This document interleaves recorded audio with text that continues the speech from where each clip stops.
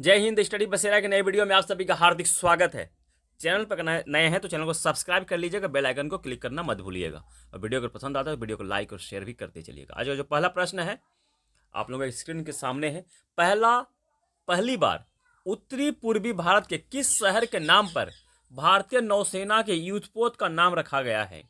Option A Gangtok, option B Imphal, option C Shillong, option D Kohima. तो इस प्रश्न का सही जवाब हो जाएगा ऑप्शन बी इम्फाल। पहली बार किसी उत्तर पूर्वी भारत के उत्तर पूर्वी भाग के किसी शहर के नाम पर युद्धपोत का नाम रखा गया है।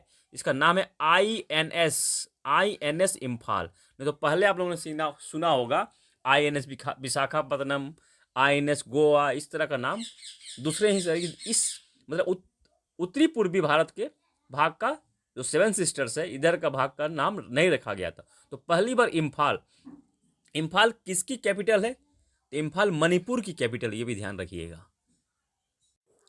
तो इम्फाल मणिपुर स्टेट की कैपिटल है इम्फाल। गैंगटॉक सिक्किम की कैपिटल है, गैंगटॉक सिक्किम की कैपिटल है।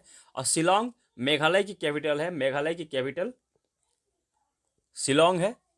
और कोहिमा नागालैंड की कैपिटल है। और INS इम्फाल रखा गया। इसका निर्माण किसने किया है? तो INS इम्फाल का निर्माण मझगांव डॉक शिप बिल्डर्स ने किया है, शिप बिल्डर्स कंपनी द्वारा किया गया है। तो मझगांव डॉक शिप बिल्डर्स कंपनी कहाँ है? तो मुंबई में है, मुंबई महाराष्ट्र में स्थित है मझगांव शिप बिल्डर्स कंपनी। और INS इम्फाल को भारतीय नौसेना में 26 दिसंबर 2023 को शामिल किया गया। 26 दिसंबर 2023 को, यह भी ध्यान रखना है। 26 दिसंबर 2023 को इसे शामिल कर लिया गया है भारतीय नौसेना में। चलिए देखते हैं नेक्स्ट क्वेश्चन। चलिए करंट का ये क्वेश्चन था। चलिए ये भी करंट से इंपॉर्टेंट है। 26 दिसंबर को वीर बाल दिवस किस सिख गुरु के पुत्र की शहादत की याद में मनाते हैं? यहाँ क्वेश्चन ध्यान सुनिएगा, समझिएगा।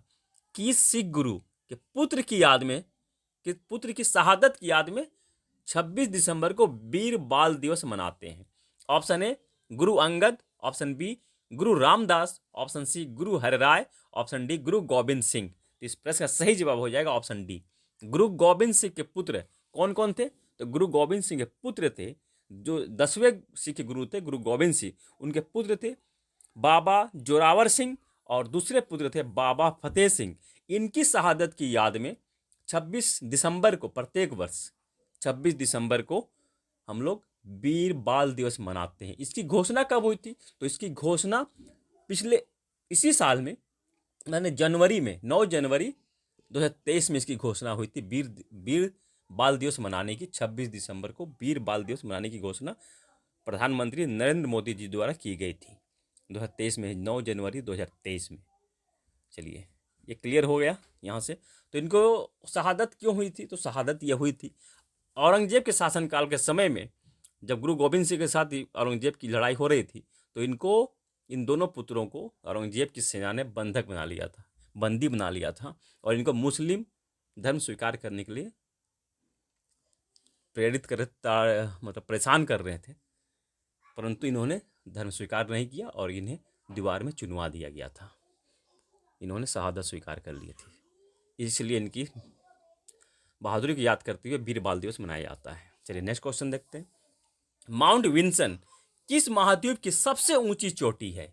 Option A Antarctica, option B दक्षिण America, option C Africa, option D Oceania. तो इस प्रश्न का सही जवाब हो जाएगा ऑप्शन ए, अंटार्कटिका महादेश की या महाद्वीप की सबसे ऊंची चोटी माउंट विंसन है। चलिए नेक्स्ट क्वेश्चन देखते हैं, इंपॉर्टेंट प्रश्न है। बजाज सागर बांध किस नदी पर स्थित है? बजाज सागर बांध। ऑप्शन ए चंबल नदी, ऑप्शन बी विश्वामित्री नदी, ऑप्शन सी माही नदी, ऑप्शन डी तापी नदी या ताप्ती नदी।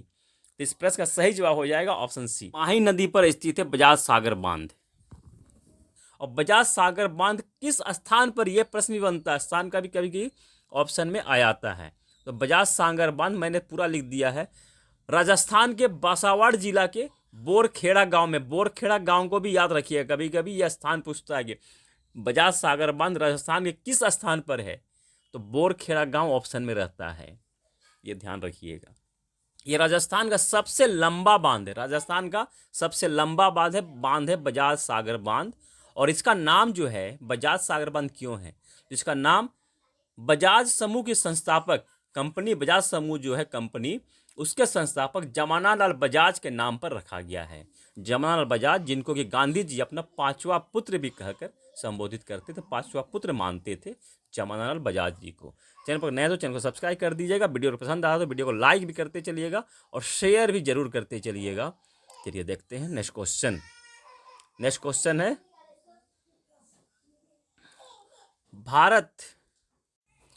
भारत पर आक्रमण करने वाला पहला विदेशी कौन था? Option A Sikandar, option B Seleucus, option D Darius प्रथम, ऑप्शन डी मोहम्मद बिन कासिम। इस प्रश्न का सही जवाब हो जाएगा ऑप्शन सी। भारत पर पहला आक्रमण करने वाला डेरियस प्रथम था 516 ईसा पूर्व में। इसने आक्रमण किया था। और सिकंदर का आक्रमण 326 ईसा पूर्व में हुआ था, सम बीसी, बिफोर क्राइस्ट। ईसा पूर्व मतलब बिफोर क्राइस्ट।